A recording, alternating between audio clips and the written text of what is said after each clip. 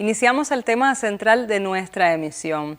Hoy destacaremos la obra que se ha realizado y la que se lleva a cabo en la actualidad en favor del desarrollo de la ópera y el canto lírico. Para ello, damos de inmediato la bienvenida a la soprano Ivette Betancourt de manera virtual. Un gusto recibirle en nuestro set de entrevistas. Y para quienes no conocen, ¿cuáles son las diferencias entre canto lírico y ópera? Ivette. Buenos días.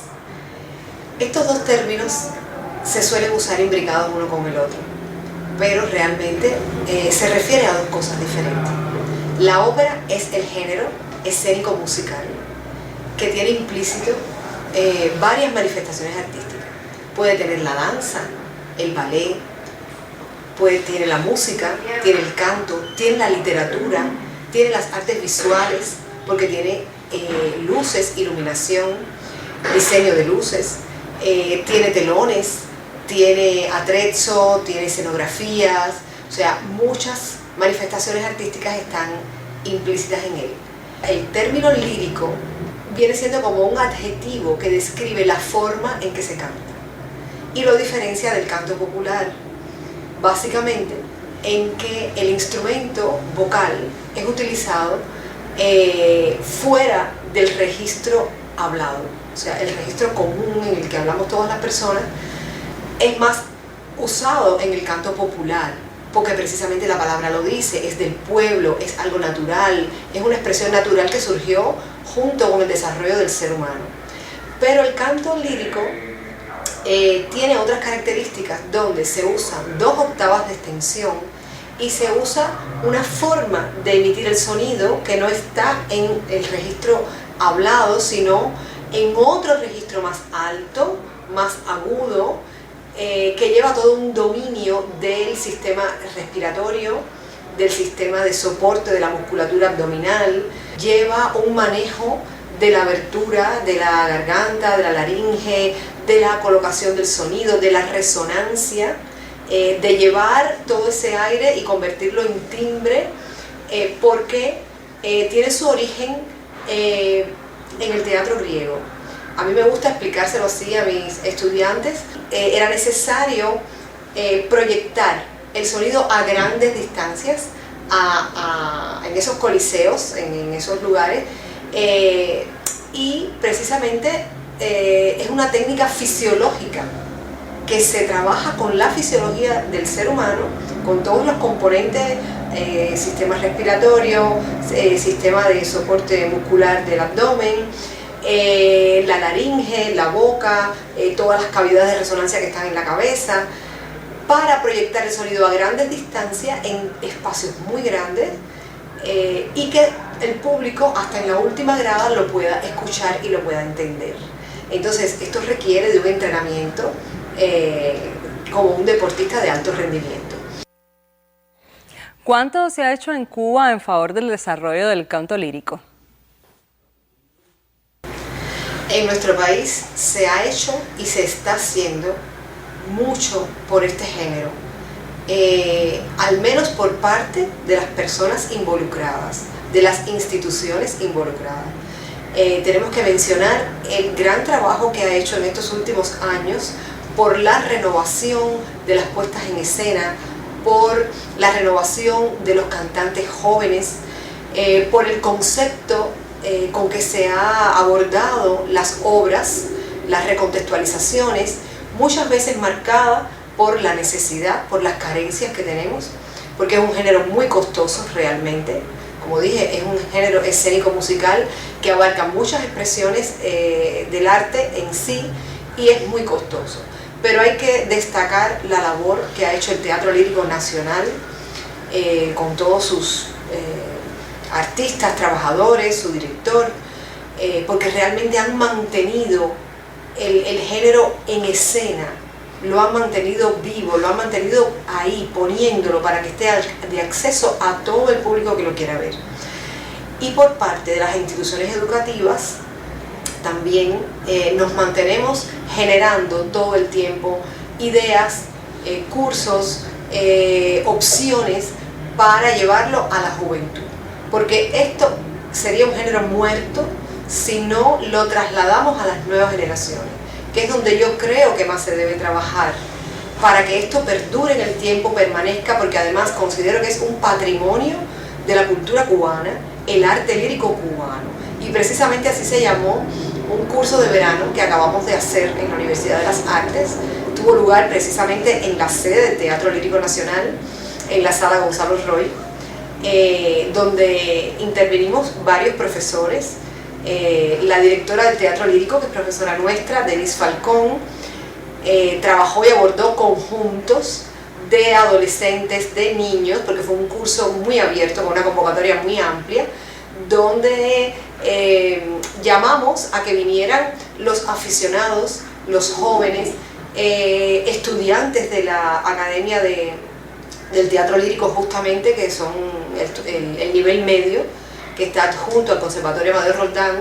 Participaron estudiantes nuestros de la Universidad de las Artes también, personas a veces un poco mayores que habían cantado lírico en su momento y lo habían dejado, y tuvimos una gama muy amplia de edades y de intereses, pero el factor común era que tenían claro que esa forma de cantar era la que querían hacer.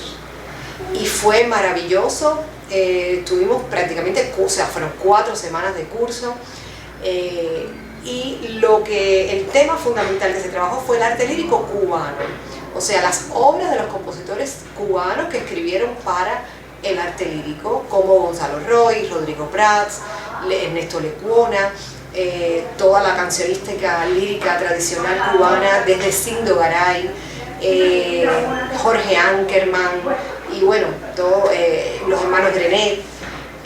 Fue muy abarcador y muy exitoso ese curso. Realmente pudimos realizar un concierto al final donde todos, desde los niños de aproximadamente más de 10 años en adelante, en su forma, con las voces blancas, en su forma, su expresión más bien de conjuntos corales, los jóvenes, los adultos, bueno, pues hubo expresión de todo tipo y fue muy exitoso ese curso. Y esa es la manera en que hay que insistir desde las instituciones que estamos a cargo de la docencia y de la promoción del arte lírico en Cuba, generar este tipo de eventos para hacerlo llegar a las nuevas generaciones.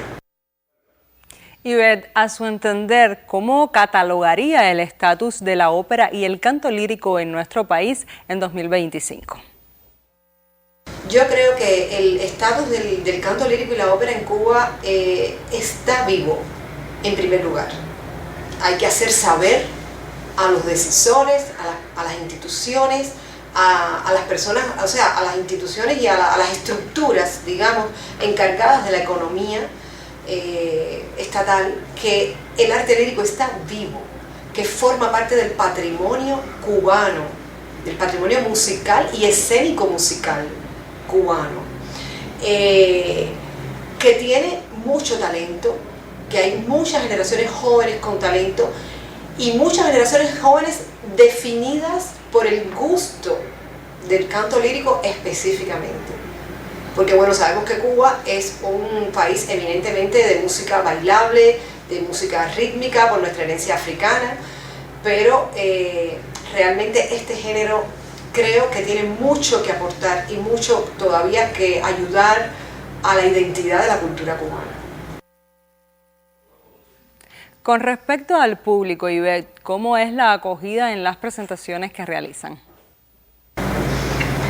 Bueno, el público cubano siempre acoge muy bien lo bueno, lo que está bien hecho, lo que se hace con convicción, desde los programas de concierto hasta las puestas en escena. El arte lírico es un arte que impacta, que impresiona, porque es grande, es un arte magnánimo, que como he dicho ya, reitero, tiene implícita varias manifestaciones artísticas dentro de él que lo enriquecen y lo diferencian mucho, digamos, de las expresiones instrumentales netamente. O sea, aquí hay literatura, aquí hay danza, aquí hay actuación, aquí hay un colorido desde la imagen del cantante hasta todo lo que pasa en la escena. Y es muy atractivo para el público, siempre son exitosas, las puestas en escenas del Teatro Olímpico Nacional, sobre todo es importante señalar, lo fueron en su época de gloria, lo fueron en su época donde teníamos grandes cantantes como el tenor Adolfo Casas, la maestra María Eugenia Barrio, y otros que fueron muy virtuosos en el hacer del canto lírico. Pero todavía hoy, en la Cuba de hoy, con las características y las condiciones que tenemos hoy, realmente está siendo muy exitosa todas las puestas en escena, los conciertos, y se mantiene vivo, que es lo importante. Recientemente usted presentó junto a la soprano Bárbara Yáñez un fonograma en el Festival Cuba Disco que mereció honores por su calidad y trascendencia. Por ello es oportuno nos comente acerca de la experiencia de grabar junto a Bárbara un disco. Además, le exhortamos a que nos puntualice acerca de la importancia de que quede registrado en un fonograma este género defendido por contemporáneos como ustedes. Bueno, tuve el privilegio y la suerte de poder grabar la música vocal de Alejandro García Catubla, un compositor cumbre en la evolución de la música cubana clásica de concierto, porque fue un compositor que generó junto a Amadeo Roldán un punto de giro importante en el desarrollo de la música cubana al introducir las tendencias de vanguardia en la época de los años 20 del siglo pasado. Además, introdujo también el tema folclórico desde la instrumentación, desde los ritmos en la orquesta sinfónica. Y bueno, este compositor tiene una grandísima importancia en la historia de la música cubana. Para mí fue un reto grande que compartí con mi compañera Maite Aboy, que fue la pianista que grabó también 3 danzas solas dentro del disco. Y tener la guía, la confianza, la orientación de Bárbara Yáñez, soprano muy destacada en el ámbito cubano de la música clásica, que durante años ha tenido la experiencia y la posibilidad de grabar varios discos de música de concierto, pues realmente me sentí muy acompañada, me sentí protegida, me sentí bien orientada. Y nunca los trabajos son perfectos, siempre después a la distancia del tiempo cuando lo escuchamos, siempre pensamos que hay otras cosas que podemos hacer mejor, que lo hubiéramos hecho de otra manera, pero realmente creo que para hacer mi primera producción discográfica estoy muy agradecida al Centro Nacional de la Música de Concierto, a Bárbara por haber accedido a ser mi guía, mi productora, a mi compañera Maite Aboy, a la productora Casa Colibrí, que bueno, realmente ya lanzó en las plataformas internacionales los discos. Que el disco fuera nominado en el Cuba Disco ya fue como un plus, muy contenta y feliz, y sobre todo que ahora esté en las plataformas internacionales, eso realmente es todo un privilegio para nosotros que estamos dentro de la isla. Y bueno, no puedo dejar de mencionar el grabador, Giraldo García, que fue un amigo, un compañero muy paciente. Y bueno, creo que grabar la música de concierto cubana es de inminente importancia, porque es la génesis de todo lo que fue después. O sea, considero que en el transcurso de la historia de la música cubana, tanto clásica como popular, es muy importante que ese patrimonio permanezca y esté a la luz y esté en acceso, sobre todo para las nuevas generaciones, porque es nuestra historia y es la historia que tiene que perdurar y que se tiene que promover y que se tiene que quedar plasmada de alguna manera. Muy agradecidos con su participación esta mañana en la revista Buenos Días, donde ponderamos el canto lírico cubano. Conversamos con la soprano Ivette Betancourt. Seguimos con otros contenidos y más adelante contaremos con otro invitado de lujo cuando de ópera se habla.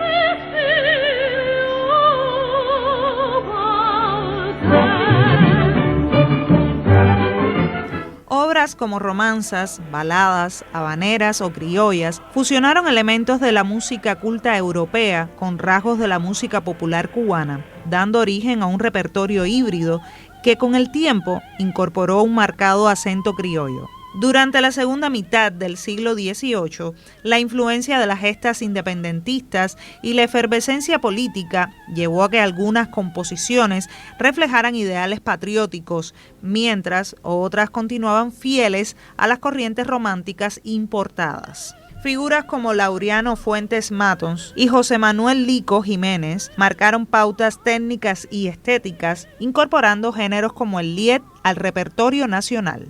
El teatro lírico, con la ópera, la zarzuela y el teatro vernáculo, fue un motor de difusión, integrando géneros populares como la habanera o el bolero. El paso de todo el comercio por Cuba hace que Cuba sea La Habana, sobre todo, sea una plaza importante del arte operístico a nivel mundial. Piensa que todas las óperas se estrenaban en Europa, y antes del año ya se estaban estrenando en Cuba. Lo mismo pasaba con la zarzuela, que es un género un poco más ya a principios del siglo XX.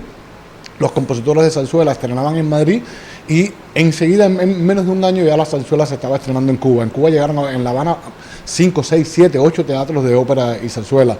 Y la zarzuela, como es un género español, tiene más que ver con, no quiero decir que la ópera no lo sea, pero digamos que la propia característica de la zarzuela, de ser en español, de tener elementos folclóricos, por supuesto que gana una enorme popularidad en el público cubano. Compositores como Eduardo Sánchez de Fuentes, Gonzalo Roig, Ernesto Lecuona y Rodrigo Prats consolidaron un estilo que unía la herencia hispánica con el colorido rítmico afrocubano, creando canciones que trascendieron fronteras y públicos. En el siglo XX, el Grupo de Renovación Musical introdujo técnicas de vanguardia y una visión nacionalista que influyó en generaciones posteriores.